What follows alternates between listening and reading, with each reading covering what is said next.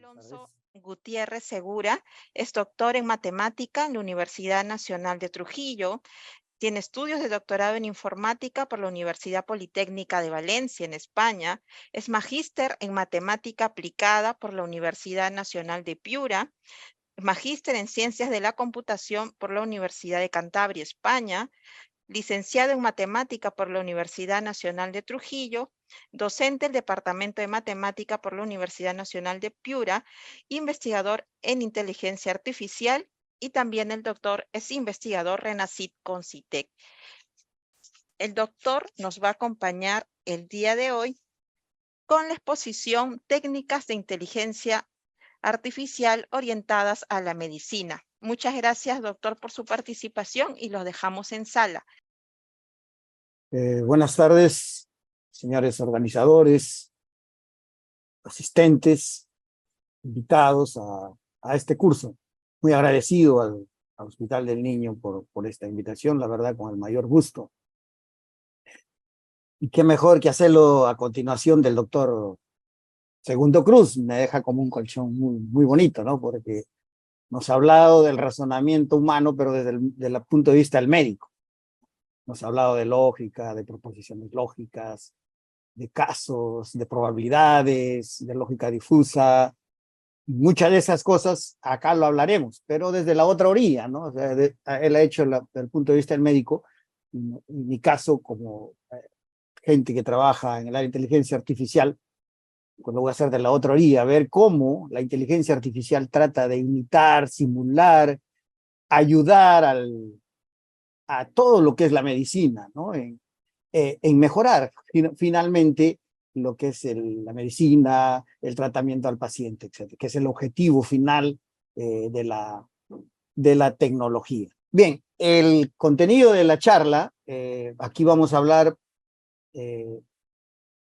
de la inteligencia, la relación que hay entre la inteligencia artificial y la medicina, luego hablaremos de los sistemas expertos, luego lo de redes bayesianas, el razonamiento basado en casos, el machine learning, la IA de la medicina actualmente, y luego proyectos de investigación en los que nos vamos o quien les habla, pues está trabajando en estas áreas. La metodología va a ser que no solamente vamos a dar teoría, vamos a dar una teoría lo imprescindible para entender el tema y luego ejemplos ya en sistemas funcionando. Ese es lo que vamos a hacer aquí en el curso.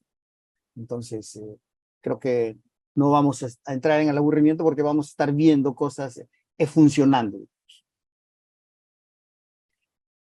Vamos a empezar por la definición de inteligencia artificial, que algo también nos hablaba pues, el doctor Segundo Cruz, ¿no?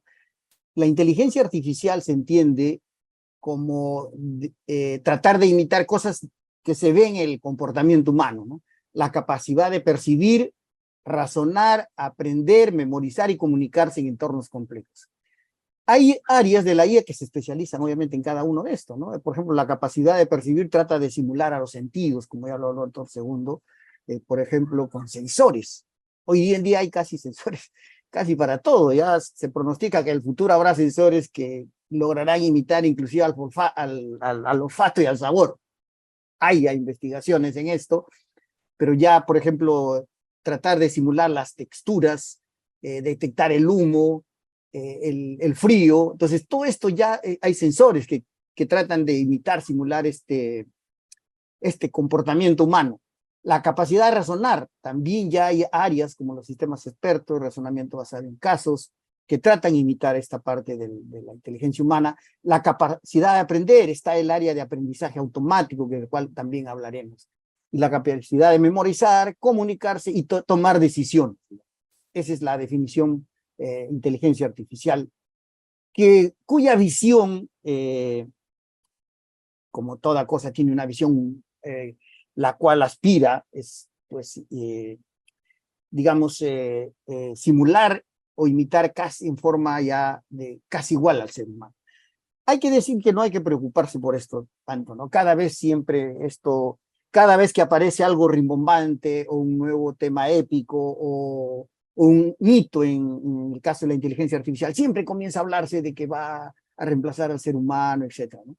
Pero coincido con el doctor Segundo Cruz que no, aquí el objetivo al crear sistemas inteligentes, en este caso orientados a la medicina, el objetivo no es reemplazar. El objetivo es simular, imitar y al final ayudarlo a hacerle la vida más sencilla a todo el cuerpo médico para que tomen decisiones más adecuadas y en forma más rápida, por ejemplo. Áreas de la inteligencia artificial hay muchas, aquí no están todas, pero tal vez los más conocidos, los sistemas expertos, razonamiento basado en casos, aprendizaje automático, lógica difusa, visión artificial y otras, ¿no? Acá algunas veremos, no todas, porque tampoco conozco todas, algunas hablaré de ellas, ¿no? Y desde ya también, seguramente acá hay varios médicos. Mis disculpas del caso, de repente hablo alguna barbaridad por quererme meter en el terreno médico. Bueno, la inteligencia artificial se creó por los años 1950 y una de las primeras áreas en las que siempre ha estado interesado para la experimentación, para crear sistemas inteligentes, es el área médica. Es un área por excelencia en la que la inteligencia artificial está interesado y sigue trabajando. Entonces, las aplicaciones iniciales empezaron por tratar de crear sistemas para diagnóstico y tratamiento de enfermedades. Por los años 70 ya se comienza a experimentar con la primera área, digamos, tangible, que se vio aplicaciones reales y comerciales, como en los sistemas expertos. Por los años 70, experimentos de juguete, y por los años 75 ya empiezan a crearse aplicaciones reales que se usaron, digamos, en empresas, en los hospitales, etc. Bueno, tal es la relación entre la inteligencia artificial y la medicina, que hay una revista que se llama Antigua Artificial Intelligence en Medicina. Aquí está el link, el que quiere mirarlo por ahí. Y bueno, las primeras aplicaciones reales a la medicina, son famosos estos sistemas expertos, como el MySyn, que se creó en 1974 por dos famosos investigadores, como Feigenbaum y Shortlife, de la Universidad de Stanford, y cuya función fue aconsejar a los médicos en el diagnóstico de las enfermedades infecciosas de la sangre. Luego otro sistema experto famoso fue el Caduceus, ¿no? Creado en 1985 en la Universidad de Pittsburgh. La función, realizar diagnósticos en medicina interna. Y lo que está pasando ahora, ya, bueno, como siempre, hay visionarios, ¿no? Que más o menos visionan lo que se viene. Werner Horn, que es un famoso investigador en inteligencia artificial y medicina, del Centro de Estadística, Informática y Sistemas Inteligentes para la Medicina de la Universidad de Viena, Universidad de Medicina de Viena, pues ya dijo por el año 2001 de que las aplicaciones de la IA, inteligencia artificial, van a dar paso de lo que antes eran sistemas basados principalmente en el conocimiento médico. O sea, lo que se trataba en los sistemas inteligentes era principalmente de representar el conocimiento médico. Dijo que esos sistemas no se van a abandonar, pero van a dar paso también al uso intensivo de sistemas que busquen información y patrones de comportamiento en todos los datos que se refiera, donde haya conocimiento médico, datos que van dejando los pacientes, los médicos, las personas, etc. Y eso se está viendo ahora, de que ya los sistemas interaccionan entre lo que es el conocimiento médico, pero también datos que hay en abundancia respecto a la salud de las personas. Entonces, esto ya fue predicho y bueno, se está cumpliendo ahora. Bueno, vamos a hablar de la primera área, de la más conocida tal vez, o las primeras que se creó inteligencia artificial, para tratar de imitar o simular a los expertos en general, no solo médicos. Pero aquí vamos a hablarlo orientado, todas las temáticas de inteligencia artificial, todas las orientadas al caso médico. Entonces, un sistema experto es un sistema que trata de imitar o simular a un experto humano en un área de especialización dada. Para nuestro caso particular, en el caso de la medicina. Les voy a poner ahorita un ejemplo de un sistema experto médico. Miren, aquí tenemos un sistema experto médico donde vamos a poder ver qué enfermedades puede diagnosticar este sistema, qué síntomas contempla, luego hacer un diagnóstico así a la ligera nada más, porque no vamos a hacerlo más fácil por el tiempo. pero vamos a entender de qué trata esto. Muy bien, vamos a ver, por ejemplo, con la opción 1 podemos ver todas las enfermedades que contempla este sistema. De todas las enfermedades, creo que contempla cerca de 89, bueno, el 89 considera estar sano, ¿no? Síntomas, ahí también creo que cerca de 100 y pico de síntomas contempla, ¿no?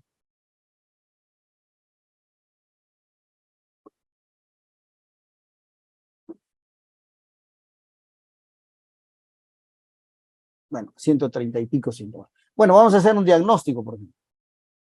Entonces, aquí me da un listado de 10, si cada 10 me va dando un listado de síntomas. Por ejemplo, voy a escoger al azar, no sé qué enfermedad saldrá. Por ejemplo, debo decir que acá indico que el número de síntomas, el 2, por ejemplo, digo que tengo el 8, también el 10, por ejemplo. Luego, si quiero ver más síntomas, ahí comienza a ver otros síntomas, le digo que tengo el síntoma 13, el síntoma 16, el síntoma 20, y así puedo darle 0 para que me muestre más síntomas, por ejemplo, el 25, estoy eligiendo al azar. Y luego, por ejemplo, le puedo dar, si quiero terminar, le puedo dar, pues aquí le doy, y entonces miren cómo me sale. Me dice así me sale, este es un sistema experto probabilístico, me dice la probabilidad de que tengas sinusitis es el 40%, que tengas pleuresia el 20% y así, en orden descendente. Pero también le puedo decir, si me pregunta si ya terminó el cuestionario o no, le puedo poner en automático. Si le pongo automático, el sistema me va a preguntar solito ya. Por ejemplo, me pregunta solo, ¿no? Solo sale la pregunta. ¿Estornuda mucho? Yo le digo que sí. Entonces miren cómo van cambiando las probabilidades. Claro, si estornudo mucho, sinusitis que había un 40%, bueno, es un síntoma claro de la sinusitis, el estornudar mucho, subió, por ejemplo, al 89%. Si le digo cuestionario no, otra vez me pregunta, ¿tiene la nariz congestionada? Si yo le digo sí, aumentó la sinusitis porque sabemos que ese es otro síntoma muy relevante para la sinusitis y así. Entonces, así da la respuesta en este caso el sistema experto. Entonces, si le digo que me pregunte solo, pues va a preguntar. Entonces, este es un ejemplo de un sistema experto, digamos, en medicina. Hay que entender que todas estas áreas de las que estamos hablando de la inteligencia artificial son áreas maduras, es decir, no son áreas que ya recién están en experimentación, no. Son áreas maduras que ya han salido en el mercado. Cuando un área sale al mercado, cuando existe la teoría científica que lo respalda, en este caso en los sistemas expertos, pues está la lógica que lo respalda, la probabilidad, la lógica difusa, etc. Y por eso permite crear diferentes tipos de sistemas expertos. Además, están las metodologías para desarrollar estas herramientas. Aquí no vamos a hablar de eso tanto, simplemente decirles que hay metodologías para desarrollar esto. Y eso es importante en cualquier área donde hace uno un proyecto. Porque si no tienes una metodología para desarrollar ese proyecto, vas a andar a la deriva. Siempre hay que seguir una metodología. Para sistemas expertos hay varias, esta es una de ellas. Y también, o sea, está la teoría científica que lo respalda, está la metodología, y luego están las herramientas computacionales para desarrollar. Todo eso hay. Cuando una área tiene todas esas componentes, sale al mercado. Y todas estas áreas ya están en el mercado, hay herramientas para construir. Entonces, aquí estamos hablando de la metodología de los sistemas expertos. Bueno, primero empieza siempre con el planteamiento del problema, y luego miren aquí lo clave, ¿no? Si yo quiero desarrollar un sistema experto, tengo que tener pues los expertos humanos. Si yo quiero construir un sistema experto en medicina, si quiero construir un sistema experto, no sé, en diagnóstico de enfermedades de oído, nariz y garganta, tendré que recurrir y contratar a los mejores expertos en otorrinolaringología, para que ellos me ayuden a dar ese conocimiento con los que yo tengo que alimentar al sistema. Entonces, si no hay expertos humanos, no hay sistema experto, imposible. Luego ya viene la etapa tecnológica, ¿no? De diseñar el sistema, de elegir qué herramientas computacionales voy a usar. Se recomienda construir prototipos, es decir, con pocas enfermedades, con pocos síntomas, luego ir ampliando, ¿no? Luego ya la etapa de refinar, y la etapa de mantenimiento y puesta al día. Pues un sistema experto no se puede quedar ahí sin mejorarle, sin ayudarle a aprender, sin actualizarlo, porque si no se quedaría obsoleto. Y bueno, un sistema experto se quisiera que tenga muchos subsistemas, acá está lo ideal, pero vamos a hablar de lo imprescindible, que no puede faltar en un sistema experto. Tiene que haber una base de conocimiento. Eso es imprescindible. Si no hay base de conocimiento, no hay sistema experto. Porque en esa base de conocimiento va a estar el conocimiento médico que vamos a colocarle, ya sea en forma de reglas lógicas o reglas difusas, o probabilidad, o distribuciones de probabilidad, o casos, lo que sea. Entonces, tiene que haber una base de conocimiento donde está el conocimiento médico, de la forma como nosotros lo vayamos a representar, de la forma como nosotros hayamos decidido que vamos a crear el sistema experto.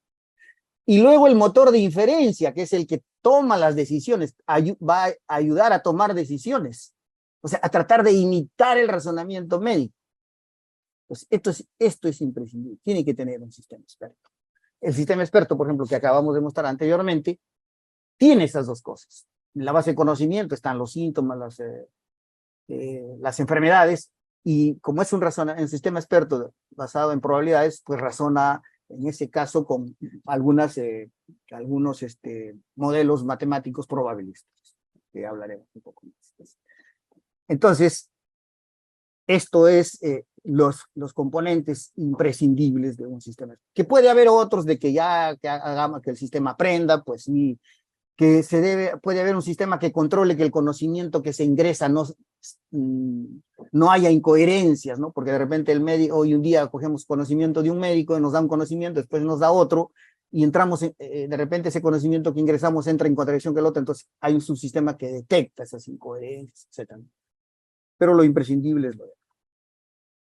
Bien, de los tipos de sistemas expertos, los primeros que aparecieron fueron los sistemas expertos basados en reglas, los más sencillos, basados en la lógica clásica, pero que solamente sirve para afrontar situaciones determinísticas donde no hay incertidumbre. Cuando ya hay incertidumbre, porque lo hay, tanto en los datos que da el paciente como lo que hay incertidumbre también en el conocimiento médico, hablaremos un poco más de eso. Entonces, ahí se puede utilizar tanto sistemas, o la lógica difusa o las probabilidades, para crear sistemas expertos difusos o sistemas expertos probabilísticos. Y en el caso de basados en reglas, pues sistemas expertos basados en reglas, ¿no? Entonces, vamos a hablar primero de los sistemas expertos basados en reglas, que también de esto ya nos habló bastante el doctor Segundo Cruz. Estos se basan en la lógica clásica. O sea, estos sistemas inteligentes, sistemas expertos que se crean, se basan totalmente en la lógica clásica, ¿no? Entonces se utiliza, ¿por qué? Esto es interesante, ¿no? Porque la lógica fue la primera área que se encargó de estudiar cómo razona el ser humano. Entonces es lógico que si un sistema quiere ser inteligente, simular al experto, pues se apoye en esta área que ha estudiado el razonamiento humano. No el cerebro, el razonamiento. Cuidado, ¿no? Entonces, la lógica clásica proporciona un entorno para representar el conocimiento en el que es fácil razonar porque se ha creado ya toda una teoría, un conjunto de leyes que ayudan a hacer fácil este razonamiento. Y ya sabemos que los conectivos, pues en el no, la negación, el y, el or, esos son los que se usan para crear proposiciones lógicas. Entonces, ahora, dijimos que en un sistema experto hay dos partes muy importantes. La base de conocimiento, donde irá el conocimiento médico, y luego el motor de inferencia que ayuda a inferir, a sacar conclusiones. Entonces, en la base de conocimiento de un sistema experto basado en reglas, van a ir proposiciones lógicas. Es decir, el conocimiento médico lo vamos a colocar en forma de proposiciones lógicas. Así ve, por ejemplo. Este es un ejemplo de una proposición lógica médica, ¿no? Si su temperatura corporal es de 39 grados, entonces tiene fiebre. Y esto nos parece, no nos debería llamar la atención tanto, porque nosotros, intrínsecamente o sin pensarlo, hacemos esto a cada momento. Si estoy bien, me levantaré e iré al trabajo. Si tengo hambre, entonces tomaré desayuno.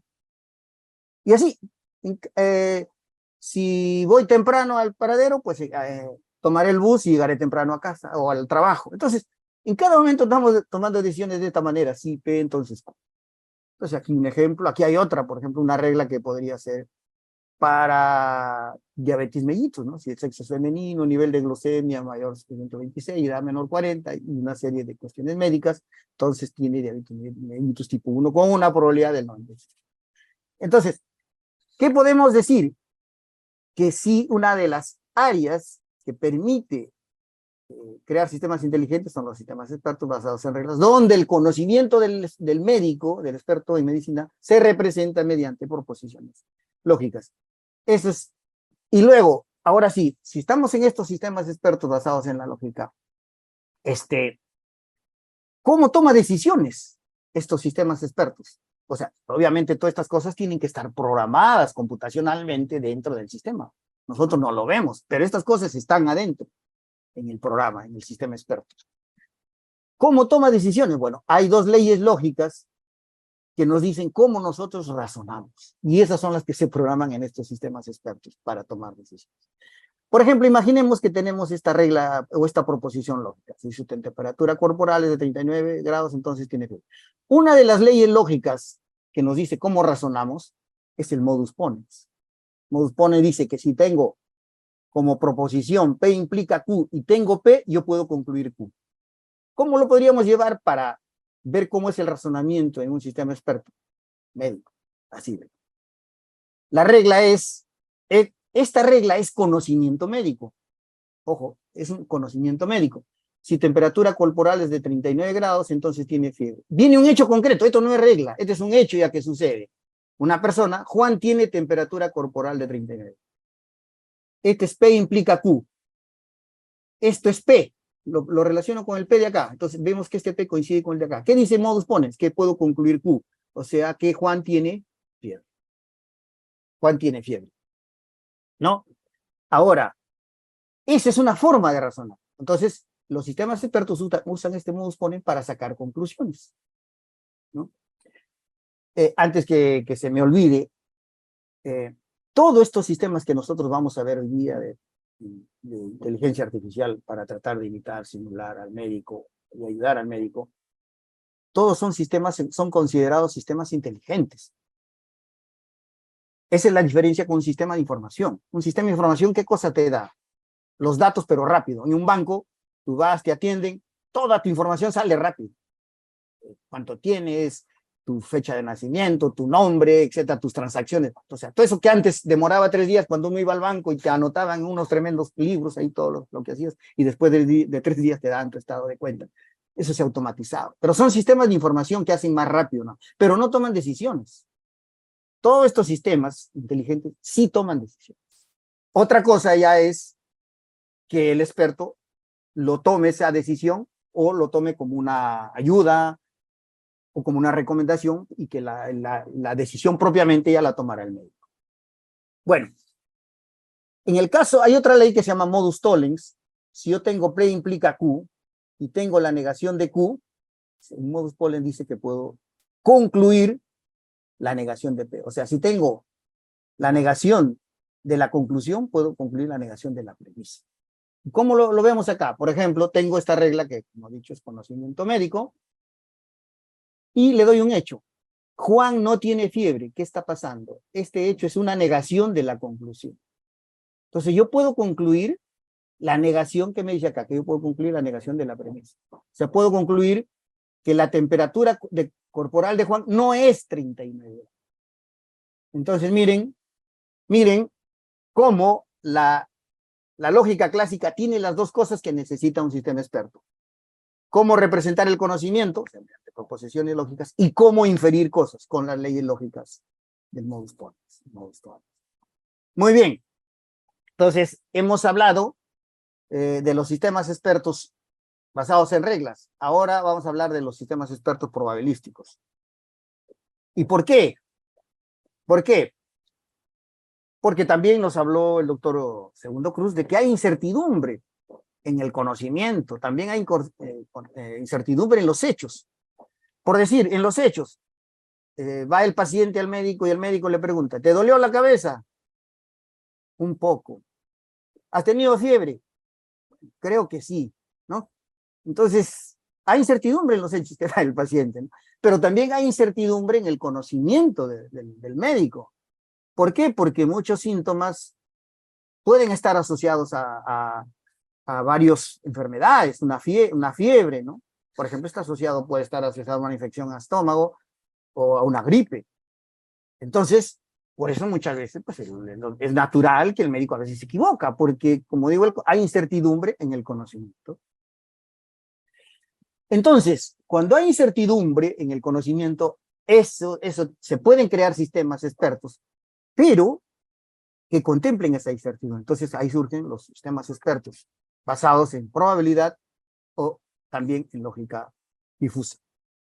Vamos a ver, por ejemplo, los sistemas expertos probabilísticos. Entonces, en los sistemas expertos probabilísticos, ¿interviene el médico? También tiene que intervenir, es imprescindible el experto, ya lo vamos a ver en qué parte. Pero también el conocimiento va a estar representado en distribuciones de probabilidad que se deben obtener, ya sea por ejemplo, de datos históricos de un hospital, de las historias clínicas, de encuestas, etc. Entonces, dos partes importantes. El conocimiento, la base de conocimiento, en este caso, en los sistemas expertos probabilísticos, van a ir distribuciones de probabilidad. Y el motor de inferencia, ¿cómo se va a sacar conclusiones acá? Mediante métodos probabilísticos, ¿no? Por ejemplo, el teorema de Bayes o las redes bayesianas. Algo cuando ustedes, en esas cositas que nos mostró el doctor Segundo Cruz, en la parte de probabilidades, está ahí hablando por ejemplo, ahí seguro estaba metido la parte de Bayes, ¿no? De Bayes. O la de probabilidad condicional también. Cuando el problema es más simple, se puede usar solamente la probabilidad condicional, si es más elaborado, pues vamos a usar el teorema de Bayes o la red de Bayes. Muy bien. Y vamos a hablar de redes bayesianas, pero no para tratarles de que aprendan ahorita las redes, sino para que tengan solamente una ligera idea de qué cosa es una red bayesiana. Porque es la forma como vamos a modelar un sistema experto probabilístico mediante redes bayesianas. Entonces, para hablar de redes bayesianas tenemos que hablar de un dibujo como estos. Este dibujo representa las variables o parámetros que intervienen en el problema. Vamos a pensar que son variables. Pues acá nos dice, por ejemplo, que A influye en C, que B influye en C, que C influye en E, que C influye en D. Y así, las flechitas indican la influencia. Entonces tengo que elaborar un diagrama de influencias como este. ¿Pero quién me va a ayudar para hacer eso? El experto en inteligencia artificial o experto en sistemas inteligentes, por más que sepa de estas áreas, él no sabe de la experticia y del conocimiento y la experiencia en una cierta área, por ejemplo, en medicina. ¿Quién me va a ayudar a hacer un árbol de estos donde intervengan síntomas y enfermedades? El médico, ¿no? Él me dirá, mire, este síntoma, este A y B influyen en esta enfermedad, y esto influye en esto, y esto. Tengo que, en este caso, recurrir al experto para que me ayude a hacer mi diagrama de influencias. Bueno, pero para que sea red bayesiana no solo es el dibujito. Tiene que haber un conjunto de enlaces dirigidos entre variables, o sea, variables y las flechitas que indiquen la influencia. Cada variable tiene un conjunto finito de estados. No puede tomar estas variables o estos nodos con letras, no pueden tomar infinitos valores. Por ejemplo, no pueden ser números reales. Pero sí podrían ser una variable que, por ejemplo, tome verdadero y falso. Sí y no. Poco, regular, mucho. Ahí sí, número finito de estados. Las variables, aquí en el gráfico, no debe haber ciclos. O sea, deben formar gráficos, pero acíclicos. No debe haber ciclos. Y aquí no hay ningún ciclo por ningún lado. Acá la flecha va así, luego va así, pero de aquí ya no va en esta dirección, sino viene acá. Entonces aquí no hay ciclo. Acá tampoco. La flecha va así, luego así, y acá regresa. Entonces no hay ciclo. Este sería un gráfico acíclico. Pero esa es la parte cualitativa de cuando uno modela. ¿Y dónde está la parte cuantitativa que le da la fuerza a esto? Aquí. En la parte 4 dice que, además del dibujito, yo debo conocer la probabilidad de los hijos dado los padres. Por ejemplo, C es hijo de A y de B. C es hijo de C. O E es hijo de C. D es hijo de C. Y así sucesivamente los otros. Entonces, debo conocer la probabilidad de los hijos dado los padres. Por ejemplo, la probabilidad de C dado A y B. La probabilidad de E dado C. La probabilidad de E dado C. La probabilidad de G dado su padre F, E y D. La probabilidad de F dado su padre. Aquí está las probabilidades que necesito. ¿No? Claro, A y B no tienen padres, simplemente necesito la probabilidad de A. B no tiene padres, necesito la probabilidad de B. Muy bien. Claro, ¿y de dónde salen estas probabilidades? Bueno, el trabajo de campo, lo que decíamos en este caso, si vamos al campo médico, tendría que de historias clínicas, de datos históricos o de trabajos de campo, etc. Muy bien. Entonces, miren, vamos a poner un ejemplo de una red bayesiana aplicado al campo. De repente todavía voy media hora, me estaba asustando. Muy bien. Imaginemos que quisiéramos crear un sistema experto, pero probabilístico para que ayude a diagnosticar el adenocarcinoma gástrico, que es el cáncer al estómago. Bueno, los expertos, los médicos dicen que el adenoma gástrico está asociado a síntomas como el dolor, el vómito, pérdida de peso, ¿no? Y bueno, si queremos hablar de un sistema experto probabilístico, tendremos que tener datos. Entonces, pues un centro médico de cáncer se ha conseguido una base de datos de 1000 pacientes, donde hay 700 pacientes que tienen la enfermedad y 300 que no la tienen. El 1 va a representar que tiene el síntoma y el 0 que no lo tiene, ¿no? Por ejemplo, acá, ¿no? Aquí tendríamos la base de 1000 pacientes, registros ya, de edad, por ejemplo, que podrían ser, vamos a decir, de historias clínicas. El paciente número 1 no tuvo dolor, no tuvo vómito, no tuvo pérdida de peso, no tuvo cáncer. El segundo paciente sí tuvo dolor, no tuvo vómito, sí tuvo pérdida de peso, sí tuvo carcinoma gástrico. El 3, y así, miren, los datos de 1000 pacientes, pero obviamente relacionados con los síntomas y el cáncer al estómago. Entonces, ya está planteado el problema. ¿Qué necesitamos? Necesitamos el médico para que me ayude a hacer el dibujito de cómo se relacionan los síntomas del cáncer del estómago con el cáncer al estómago, y de los datos, de la base de datos, las probabilidades. Entonces, miren, aquí vamos a crear la red bayesiana. Primero, el dibujito es imprescindible. ¿Quién me ayuda a hacer el dibujito? Que me diga, mira, la enfermedad influye del cáncer del estómago, influye en el dolor, en el vómito, en la pérdida. Eso lo sabe el médico. O sea, aquí tiene que estar el experto médico, imprescindible. Y luego viene la base de datos. De esta base de datos, yo voy a poder resumir a esta tabla. Aquí están todos los casos, pero contados. Por ejemplo, recuerden que el 0 es no y el 1 sí. El 1 es que sí tiene el síntoma o la enfermedad, y el 0 es que no tiene el dolor o no tiene pérdida de peso. O sea, el 0 reemplazamos al no y el 1 al sí. Muy bien. Por ejemplo, aquí están resumido en esta parte todo lo que ha sucedido. He contado todo el histograma. Vamos, que aquí estaría el histograma. Aquí está el histograma de todo esto de acá. La distribución de probabilidad de toda esta base de datos de 1000 pacientes. Entonces, por ejemplo, aquí dicen, hubo 10 pacientes que sí tuvieron la enfermedad y que no tuvieron dolor, no tuvieron vómito, no tuvieron pérdida de peso. Eso he tenido que contarlo aquí. Claro, no lo cuento. No, podríamos contarlo. O sea, aquí hay un caso. No tuvo dolor, no tuvo vómito, no tuvo pérdida de peso, no tuvo carcinoma gástrico. De estos casos hay 10 en total. Aquí lo dice. Pero esto no lo voy a hacer a mano, obviamente, ¿no? Con un software de probabilidades de esta tabla llego a esto. Entonces aquí me dice, mira, hay 10 que no tuvieron ni dolor, ni vómito, ni pérdida de peso. Hay 113 que no tuvieron dolor, no tuvieron vómito, no tuvieron pérdida de peso y no tuvieron la enfermedad. Y aquí está todito las combinaciones posibles.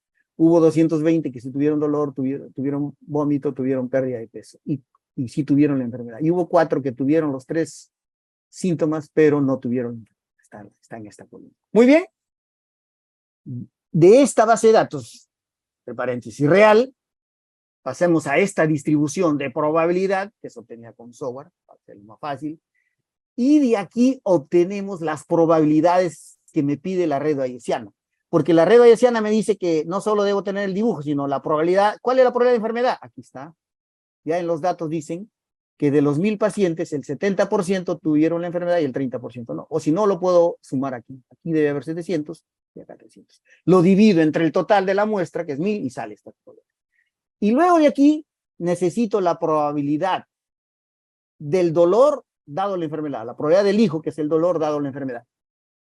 ¿Cuántos valores toma dolor? 2. ¿Cuántos valores toma la enfermedad? 2. 2 por 2, 4 valores debe haber. Aquí está. Y aquí están todas las combinaciones. ¿Cuál es la probabilidad? Que tenga dolor dado que no tuvo la enfermedad, 0.1. ¿Cuál es la probabilidad? Que tenga que tenga dolor dado que no tuvo la enfermedad, 0.1. Entonces, pero todas estas tablitas que se necesitan para la red bayesiana salen de acá. No lo voy a explicar aquí ahorita, pero de acá salen. Y así. Entonces, tengo la probabilidad de la enfermedad, la probabilidad de dolor dado la enfermedad, aquí está. La probabilidad del vómito dado la enfermedad, aquí está la tablita. La probabilidad de pérdida de peso dada la enfermedad, y tengo la tablita, ya está. Si tengo esas dos cosas, está listo para meterlo a un sistema ya de redes bayesianas y me va a llevar a predecir. Le voy a mostrar ahorita eso. Ahí está, miren. Lo que pasa es que, bueno, en otro software, a veces los dibujitos, aquí lo hacen cuadrados, en otros lo hacen en elipsis, ya eso ya, la particularidad de cada, no debe ser ningún problema. Entonces usted dice, profesor, ya está, esto tuve que hacer primerito. Cuando hago el diseño de la red bayesiana, lo primero que tuve que hacer es el dibujito, donde se relaciona las enfermedades con con los síntomas.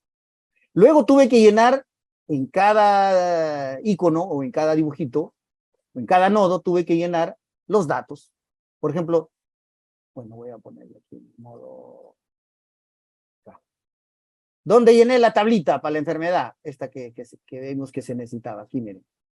Aquí está, ¿ve? La probabilidad, el 70% que sí, 30% que no. Esto que estaba acá. Esto lo llenaba aquí. Ahí está llenado. La tablita. Ya es cuestión ya del software, ¿no? Ya no es parte mecánica que uno simplemente tiene que aprender a hacer el dibujo, luego llenar los datos. Por ejemplo, este cuadrito de aquí, ¿dónde lo he llenado? Aquí lo vemos. Aquí ve la tablita. Aquí están las probabilidades. Esta tablita. Ya, esta tabla de aquí, que ustedes ven 0.9, 0.1, 0.3, está aquí. 9, 0.9, 0.1, 0.3, sino que aquí está en números y aquí está en decimales. Entonces, todo el diseño de la red bayesiana está acá. Las tablitas que se necesitan para poder hacer diagnóstico están aquí.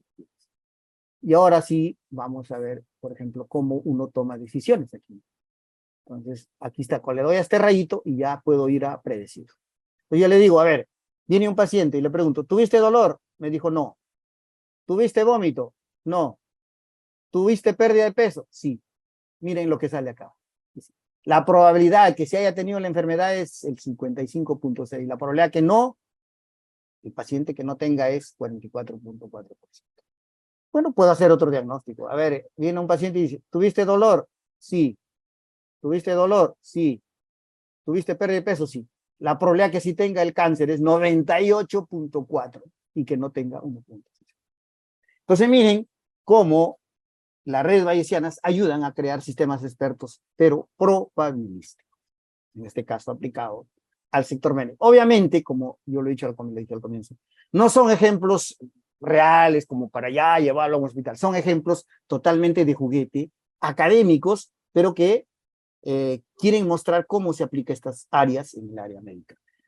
Hacer un sistema experto real hay que hacer todo un proyecto de investigación que puede llevar año y medio, 2 años, etc. No solamente va a ser tan sencillo como lo mostramos acá, ¿no? Es todo un proyecto que hay que desarrollar. Bueno, entonces, seguimos.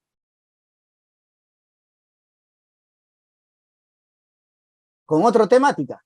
Como le digo, solo trato de dar lo imprescindible para entender el área y luego ya la aplicación. Hay otra área de la inteligencia artificial que se llama el razonamiento basado en casos. Esta área, siempre entre las áreas se meten pullas, ¿no? Diciendo, no, esta área es mejor que la otra y otra mejor que la otra. Y a veces esa pequeña pelea, digamos, a veces se ve salvada porque a veces hay que hacer sistemas híbridos, ¿no? Podemos hacer un sistema que tanto se base en sistemas expertos como también en razonamiento. Bueno, ¿qué argumentan los creadores de esta área? Dicen, no, el conocimiento del experto muchas veces no es tanto como reglas lógicas, sino como casos.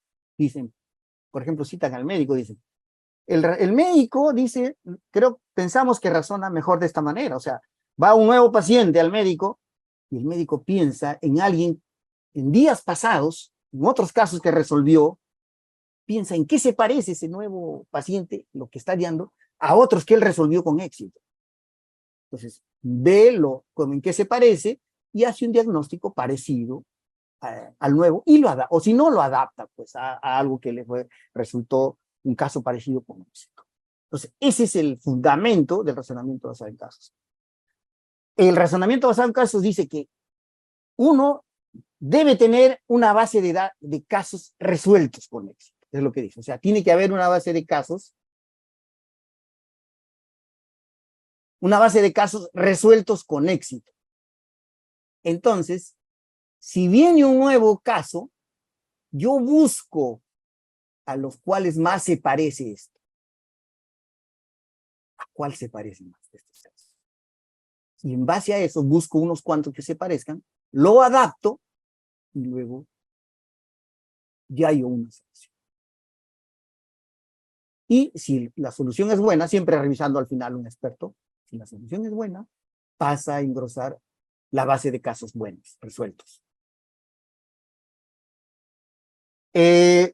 Un razonamiento interesante, un área también muy madura, como lo dije, hay todo. La teoría que lo sustenta hay metodologías para usar este tipo de sistemas y hay herramientas computacionales, ¿no? Claro, pero aquí surgen varias cosas, ¿no? Y yo cómo mido que un caso se parece a otro. Entonces ahí viene una parte de matemática de las métricas, ¿no?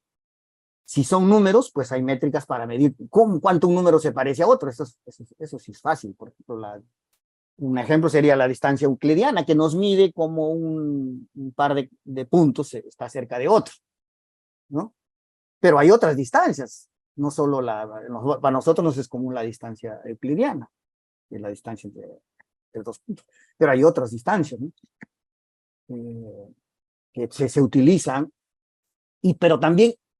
pero los casos, ustedes imagínense un caso resuelto, no solo va a contemplar números, también va a contemplar cadenas de texto. Entonces también hay métricas que miden cómo una cadena de texto se parece a otra.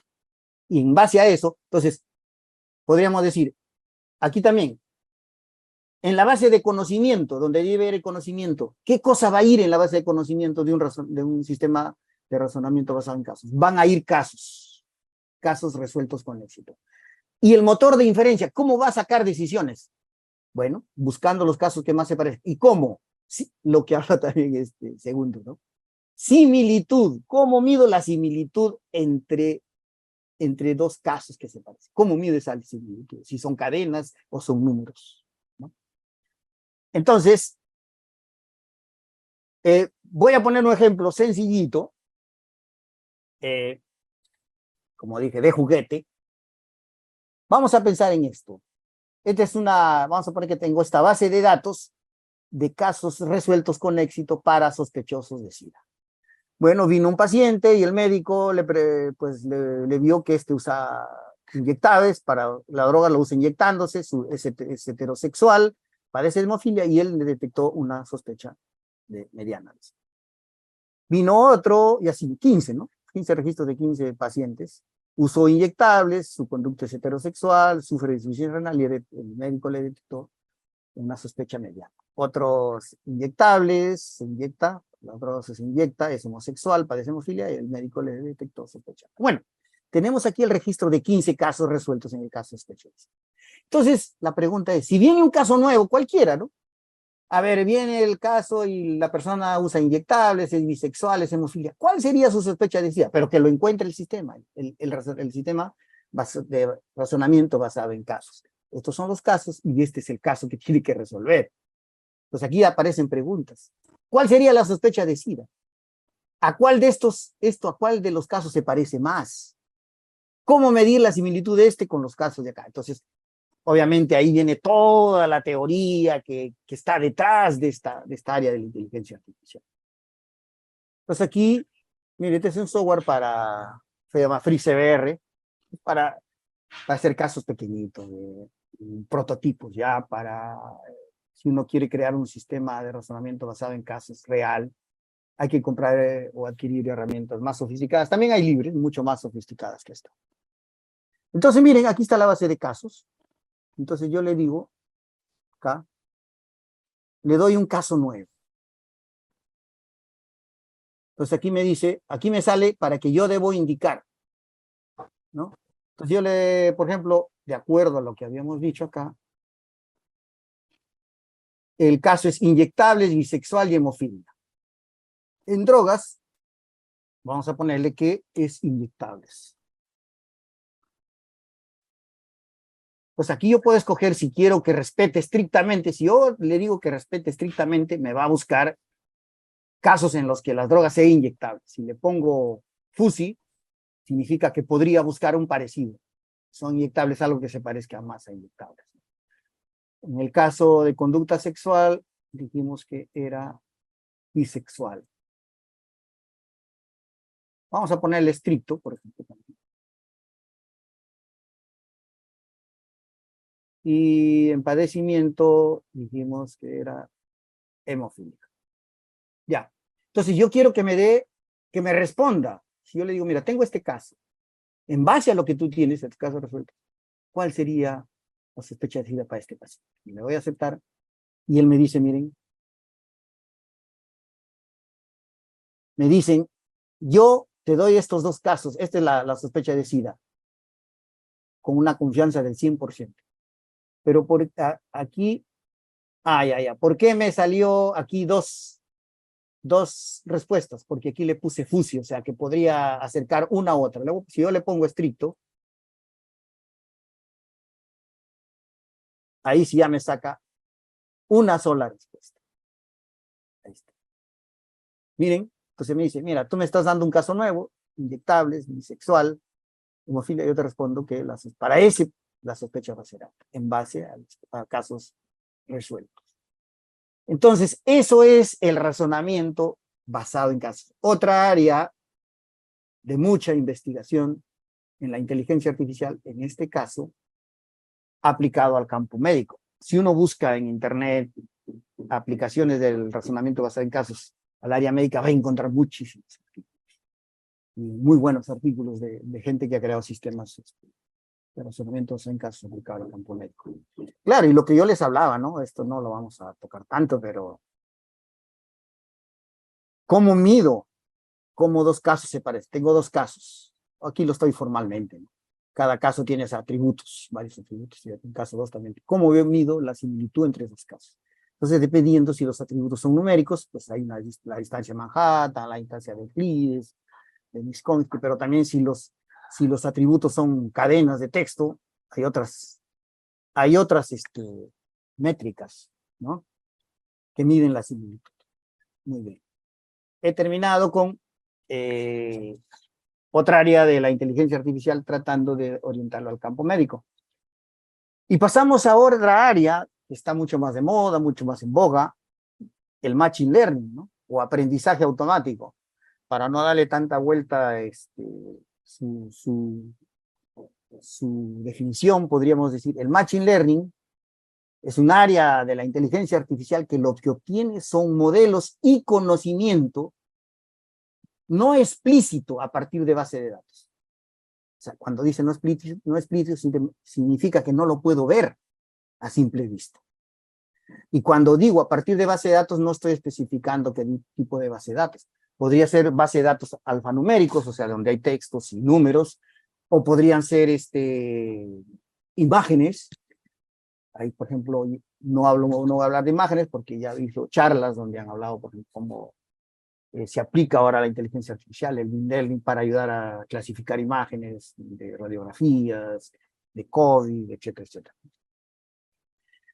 Pero también podrían ser bases de datos de sonidos, etcétera. Entonces, pero aquí, para entender mejor, vamos a trabajar con bases de datos alfanuméricas. Y lo vamos a hacer con esa misma base de datos, con esa misma base de datos del SIDA.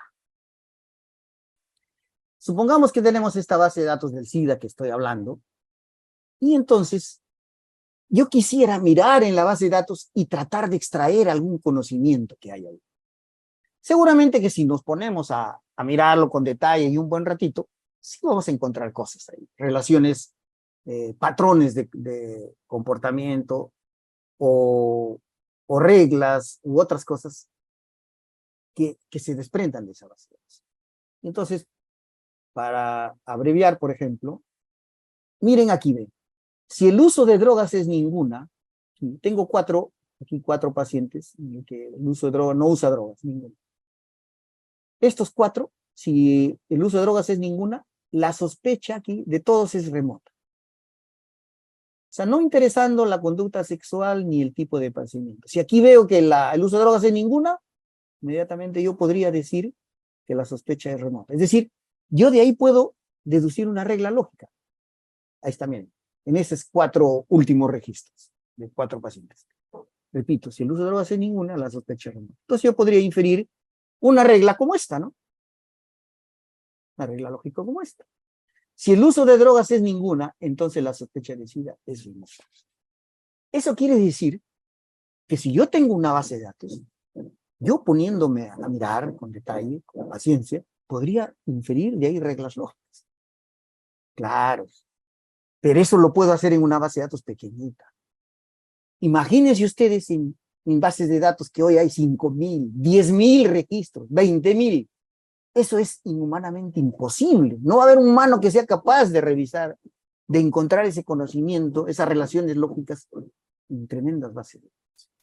Entonces ahí viene el aprendizaje automático, el machine learning, que hace ese trabajo de encontrar conocimiento en forma automática, lo hace por nosotros.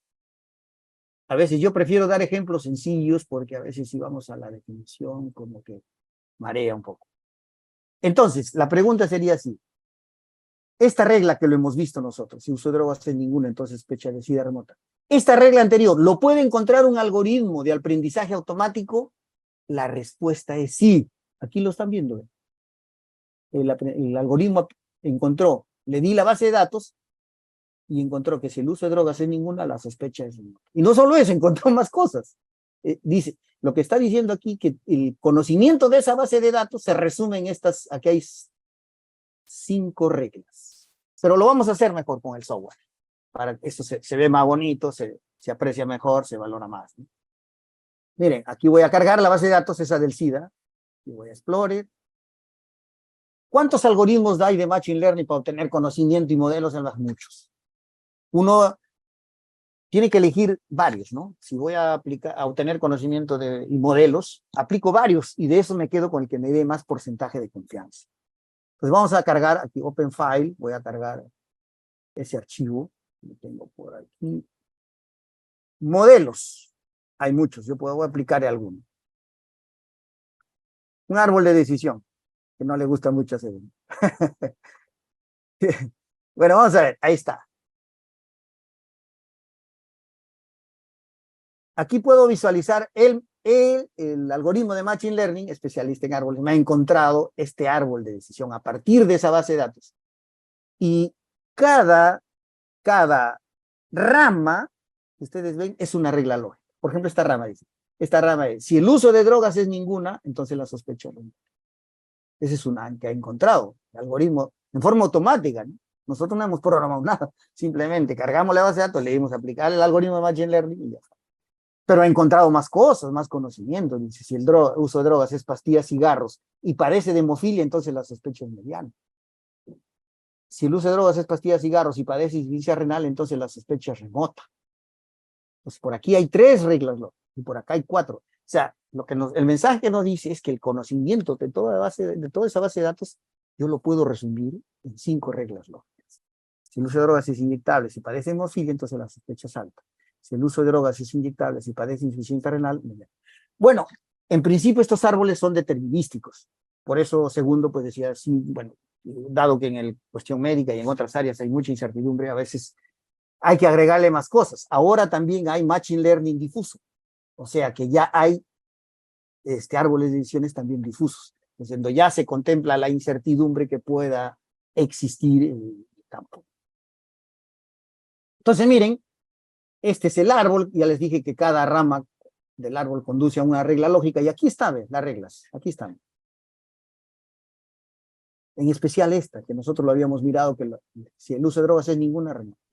Otra cosa que nos da es, lo da todo software de Machine Learning, minería de datos, el porcentaje de confianza del algoritmo. En este caso, este algoritmo tiene una confianza del 66.6%. O sea, que está clasificando correctamente en el sentido, o sea, hay un error, también obviamente estos algoritmos también tienen un error, de 33%. Por ejemplo, esto para el campo médico es un error muy alto. Nadie va a creer en un modelo, sobre todo en el campo médico, con un 66% de confianza, ¿no? El algo médico tendrá que irse por encima de los 90, ¿no? De confianza. Entonces, pero la ventaja es que aquí en estos software, que son como cajas negras, uno no ve cómo trabajan, simplemente escoges, hay que saber algo de esto, escoger qué algoritmos, pues escoges otros. Pues, aplicas a la misma base de datos varios algoritmos de Machine Learning y te quedas con el que te dé mayor de confianza. Por ejemplo, nosotros hemos visto redes bayesianas, pero miren lo impresionante ahora de la Machine Learning. Para crear la red bayesiana, yo necesitaba el médico, o en este caso el médico, que me ayude a hacer el grafiquito, ¿no? De cómo influían las enfermedades, los síntomas. Y aparte del dibujito, necesitaba las probabilidades. Pero ahora viene lo bonito, acá también. ¿Y qué pasa si yo tengo la base de datos? ¿Será que a partir de una base de datos yo puedo obtener una red bayesiana para después programarlo en algún software de avanzada? La respuesta es sí. Y ese es Machine Learning puro y duro, porque lo que te está hallando, el algoritmo, es el modelo, porque las redes bayesianas son un modelo que tú necesitas implementarlos en un software de redes bayesianas para predecir. Pero el Machine Learning te ayuda a obtener ese modelo, y lo vamos a ver aquí mismo. Al mismo base de datos le vamos a aplicar, pero ya no un árbol, sino una red bayesiana. Aquí está, el BayesNet. Le doy. Y miren, ahorita lo vamos a ver, impresionante. A partir de la base de datos, te halló la red bayesiana. O sea, ¿qué te dice el software de Machine Learning que ha obtenido la red bayesiana? Mira, te dice, la sospecha de SIDA depende de las drogas, de la conducta sexual, del padecimiento. Esto no lo creo yo, lo está obteniendo un algoritmo. Ah, pero para crear la red bayesiana no solo necesito el dibujo, necesito la probabilidad. Aquí está, miren. Ahí está. Las probabilidades. Sospecha de SIDA, recuerden que tiene tres valores. Sospecha alta, remota y mediana. Entonces la probabilidad de que la sospecha sea mediana es 0.45, de que sea alta 0.52, etc. La probabilidad de esto, ahí está la tablita. Pero también necesito la probabilidad de los hijos dados a los padres. Drogas, tomaba ¿cuántos valores? 3. Inyectables, pastillas de cigarros y remota. Y sospecha de SIDA 3. 3 por 3 tiene que ser una tabla de 9. Aquí vamos a ver. Ahí está, miren. Una tabla que relaciona drogas dados sospecha de SIDA con 9 entradas. ¿No? Conducta sexual también tenía 3. Por 3, una tabla. Padecimiento eran 2, hemofilia, insuficiencia renal. Y sospecha 3, una tabla de 2 por 3. Entonces, el algoritmo de Machine Learning, a partir de base de datos, me devuelve la red bayesiana. Esta red bayesiana, ya teniendo el dibujito y las probabilidades, yo lo puedo llevar a un software como el Nética que les mostré, y lo programo y ya puedo predecir. Entonces, miren, eso es Machine Learning. Obtener conocimientos y modelos. Hay definiciones más sofisticadas, pero ese sí, en resumen. He explicado lo que es el Machine Learning. El Machine Learning aprende a partir de los datos. No hay una programación explícita. Si yo no creo un programa para cada caso y tratar de exponerla, no hay programación explícita. Descubre patrones ocultos que se ocultan en los datos que nosotros no vemos. Y sirve para ayudar a la toma de decisiones basadas en datos. ¿Y cuál es la diferencia entre la programación tradicional y el Machine Learning? Bueno, en la programación tradicional, un programador pues tenía datos, elaboraba un programa, lo metía a la computadora y obtenía un resultado. El Machine Learning es al revés. Meto los datos y los resultados, porque, por ejemplo, en esa base de datos del SIDA, ahí están los datos y los resultados. El resultado es el diagnóstico de SIDA de cada uno. Eso lo meto a la computadora y me devuelve el programa. ¿Qué es lo que tengo que programar yo para hacer un sistema inteligente? Y claro, y lo vemos, aquí lo vemos más explicado. Miren, ¿qué modelo debo programar a partir de esta base de datos? ¿Qué modelo debo programar a partir de esta base para crear un sistema, vamos a ver, entre comillas, inteligente? Bueno, tengo la base de datos. Por ejemplo, puedo aplicar el algoritmo de Machine Learning que apliqué para encontrar las reglas lógicas, que son estas. Ahí están las reglas lógicas que le encontramos. Estas son las reglas lógicas que yo tendría que programar para crear mi sistema inteligente. Este podría ser la pantalla de mi sistema inteligente. Mi pantallita, crear una pantallita así un poco chabacana, pero esto podría ser, ¿no? Un prototipo. El paciente tendría que, esto sería en la pantalla de un computador, marcar si usa inyectables, pastillas o cigarros o ninguna. ¿Y de qué padece? Si de hemofilia y insuficiencia renal, y aquí le debe parecer la sospecha de sí. Supongamos que puso inyectables. Viene el paciente y dice, yo me inyecto. Ya. Y padezco de insuficiencia, o sea, marcó esto en la pantalla y marcó esto. ¿Qué respuesta le debe sacar acá? Lo va a decir la regla lógica. Si el paciente hizo clic en inyectables, significa que está acá. Y se hizo clic en insuficiencia renal, está acá. ¿Qué dice la regla? Que la sospecha es mediana. Entonces acá saldría mediana. Entonces, miren, esto es lo que yo tengo que programar. O sea, el Machine Learning te dice, te devuelve lo que tienes que programar para crear un sistema. Además, entre comillas, inteligente, o sistema informático. Igual en la red, lo que hicimos, el mismo ejemplo, en la red bayesiana, la misma base de datos. A partir de la base de datos, le aplico el algoritmo para encontrar redes bayesianas. Encuentro la red bayesiana, es el dibujo del diagrama de influencias y sus probabilidades. Esto es lo que tengo que programar. Igualito. Si acá el paciente, le digo el paciente o alguien, bueno, ¿qué tipo de drogas que usas? ¿Cómo la drogas? Bueno, mira, pastillas, cigarros, ¿cuál es tu conducta sexual, homosexual, hemofilia? Entonces, con estos datos, internamente el sistema va a ir a la red bayesiana y va a sacar lo que corresponde aquí. Como lo vimos, como la red bayesiana sacaba respuestas. Muy bien. Entonces, hemos hablado de, ya estamos para ir terminando. Hemos hablado de algunas de las áreas importantes de la IA, como los temas expertos, red bayesiana, razonamiento basado en casos, machine learning, orientados al campo médico. Entonces, y ahora en estos tiempos, ¿qué se está viendo pues, de la inteligencia artificial y la medicina? Hemos hablado de esas técnicas que ayudan a la toma. Bueno, pues por lo que estamos viendo, la inteligencia artificial le da a las máquinas capacidad de razonar y aprender. Eso debe ayudar a, no a reemplazar, eso es imposible, o sea, no nos asustemos, como digo, de la IA. Cada vez que surge un nuevo paradigma en la IA, como sucedió con los sistemas expertos, como sucedió con el razonamiento en caso, como después cuando apareció el Machine Learning, como ahora apareció el chat GTP, siempre surgen esas voces un poco preocupantes, ¿no? Que va a reemplazar, etc. No hay que tener miedo, ¿no? O sea, no hay que temer. Todavía no hemos llegado a ese nivel. Se puede conversar también del chat G, etc., pero no lo debe asustar. El chat G lo que nos está dando ahora, lo que antes nosotros buscábamos, ponías algo en Google, buscábamos y nosotros teníamos que elegir, ahora nosotros lo ponemos y él ya elige por nosotros y nos da la respuesta casi directa. Es decir, está automatizado un poco más eso. Obviamente no debemos desmerecer la investigación que hay ahí, es tremenda, ¿no? Porque desde que te escribes desde que te entiende lo que escribes, ahí hay procesamiento de lenguaje natural. Y cuando te responde también procesamiento de lenguaje natural. O sea, ahí hay metida muchísimas áreas de la IA. Bueno, entonces todos estos sistemas que estamos hablando y otros que no hemos hablado, ayudan a crear sistemas que puedan ayudar a los médicos a hacerle más fácil la vida para el diagnóstico y el tratamiento. Por ejemplo, dice un sistema inteligente podría analizar, ya utilizando sistemas inteligentes como a través de Deep Learning, analizar la foto de una mancha en la piel y compararlo con su base de datos para establecer la probabilidad de que sea un melanoma, por ejemplo. Ayudar en automatizar esto, hacerlo más rápido, ¿no? enfermeros robóticos que ayuden a esta noble tarea, por ejemplo, tan sacrificada a veces de la enfermería, ¿no? Asistencia a ancianos, enfermos dependientes, ¿no?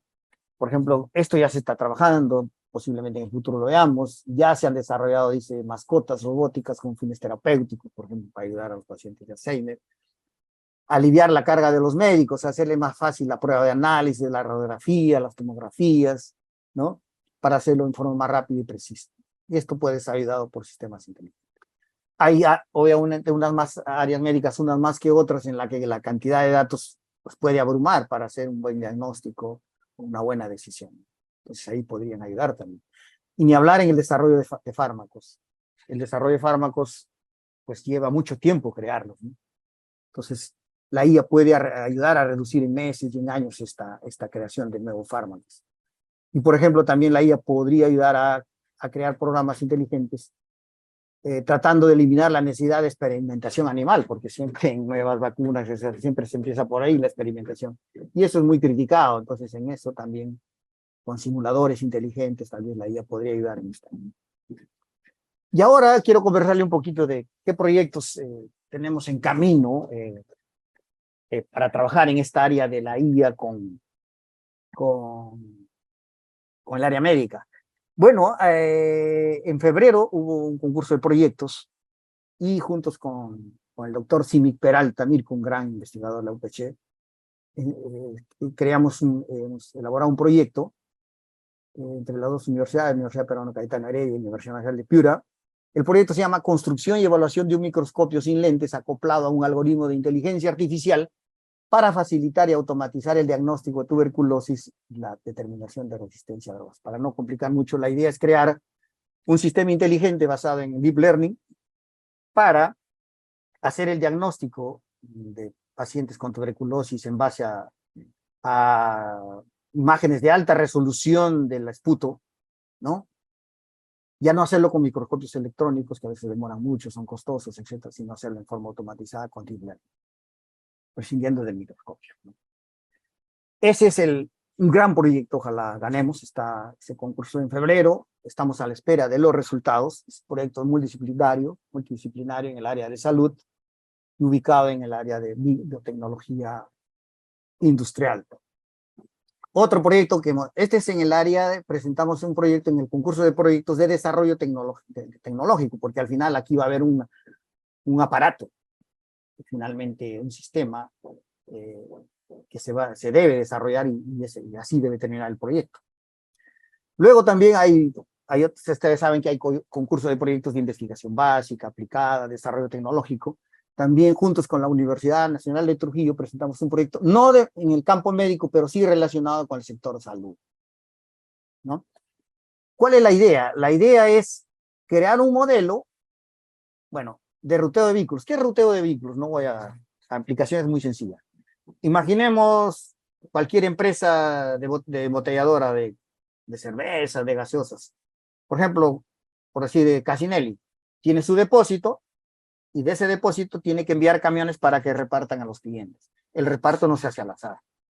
Tiene que haber, desde el depósito, cuando comienza a repartir, tiene que repartir, hacer una ruta óptima para ahorrar distancias, tiempo, gasolina de los camiones que van a ir a repartir a los diversos clientes. Ese es el ruteo de vehículos. Partiendo de un depósito, recogerlo en conjunto de clientes y hacerlo de manera lo más óptima posible. Bueno, ese problema es de alta complejidad cuando el número de clientes aumenta mucho.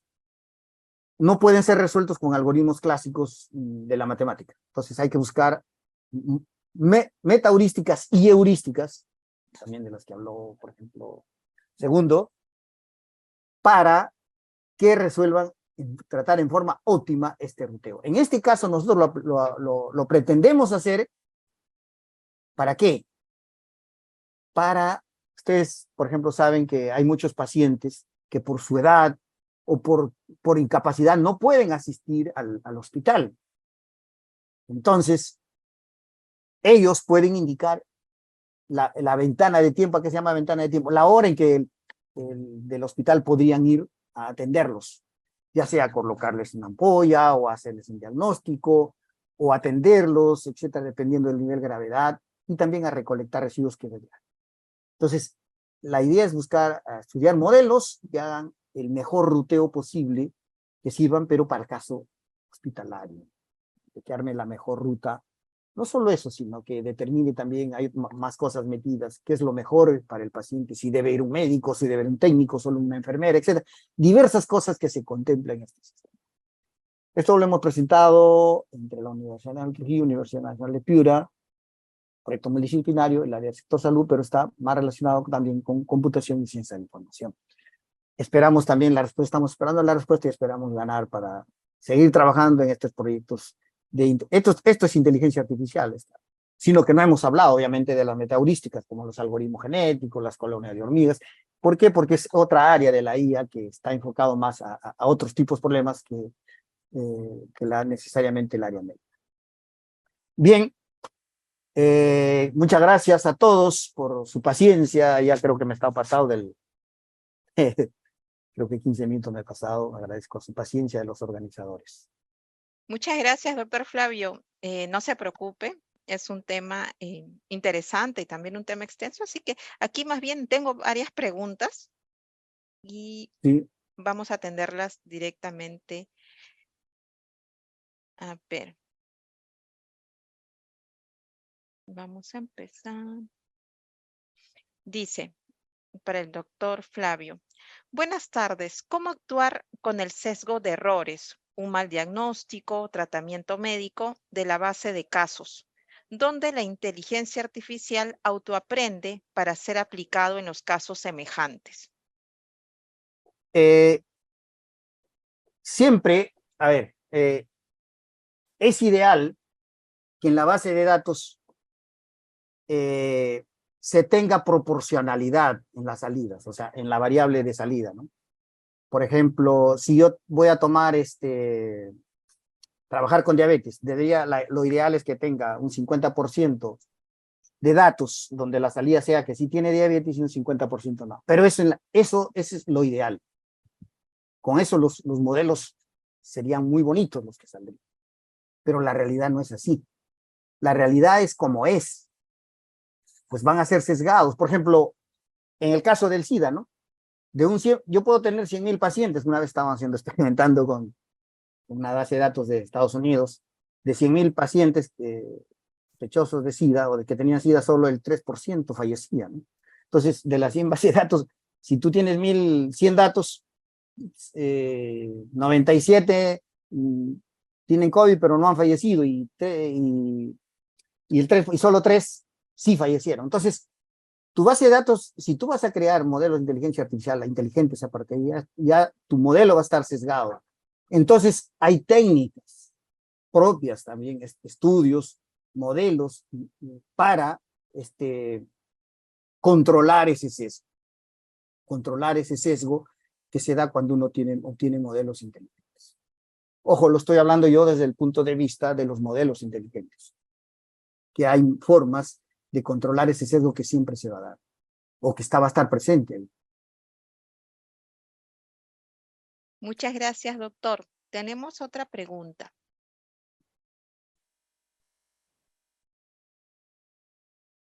A ver, voy a revisar aquí.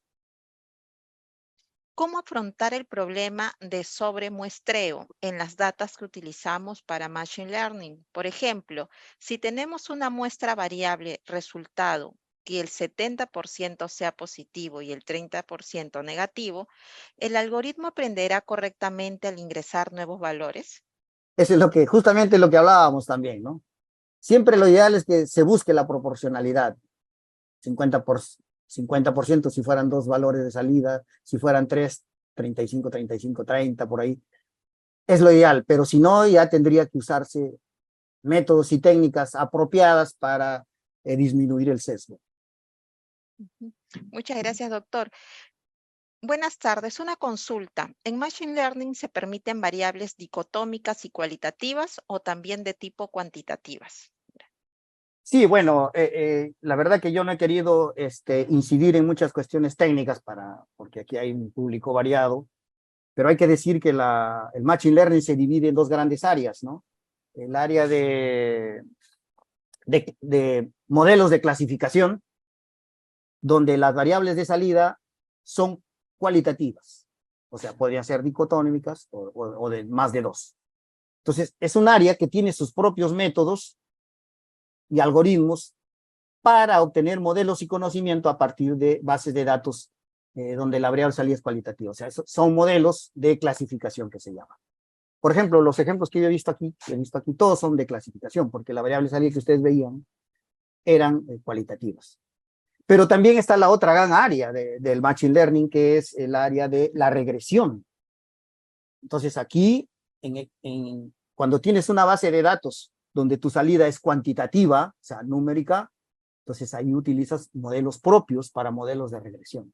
Son dos grandes divisiones del Machine Learning. Y trabajan muy bien también. Gracias, doctor. Nos preguntan, ¿la red bayesiana permite hacer selección de variables? No.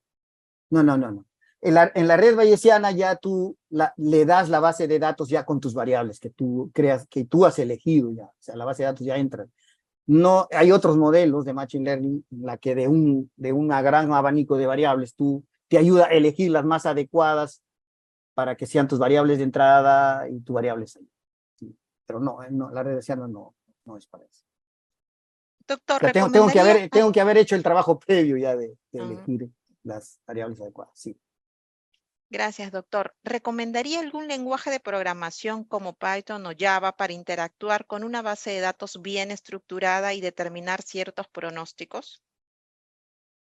A ver, las herramientas en realidad que uno recomendaría depende del nivel o el usuario final. Por ejemplo, si yo quiero que un médico o alguien de otras áreas que no son de informática o que no son de matemática, que también dominan la programación o de estadística tal vez, si no son médicos o educadores o de otras áreas, por ejemplo, no conviene pues que enseñarles a programar para que apliquen Machine Learning. A ellos convendría estas herramientas como la que he mostrado de Weka, donde tú no programas nada, simplemente tendríamos que darles un cursillo de las técnicas de Machine Learning y luego a usar la herramienta para que pueda experimentar con sus bases de datos que tenga esta persona que no es del área de programación.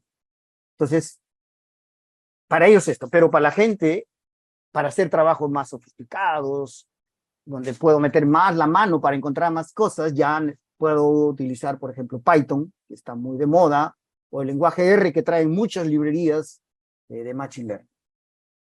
Pero eso, yo lo recomiendo eso más para gente ya programadora, o de matemática, o de estadística, que normalmente sí maneja la parte de programación. O sea que digamos que hay herramientas de Machine Learning para todo nivel. Gracias, doctor. ¿Hay alguna diferencia entre las redes bayesianas y la regla de asociación a priori? Sí, por supuesto. Las reglas de a priori no usan cuestiones de redes bayesianas para obtener, o sea, para obtener las reglas a priori, el algoritmo es otro de Machine Learning, lo cual no me acuerdo ahorita el algoritmo porque se utiliza para obtener las reglas de asociación, que es otra área importante del Machine Learning, porque hemos hablado del área de clasificación de regresión, pero hay otra área que es el área donde aplicamos estos algoritmos que están mencionando.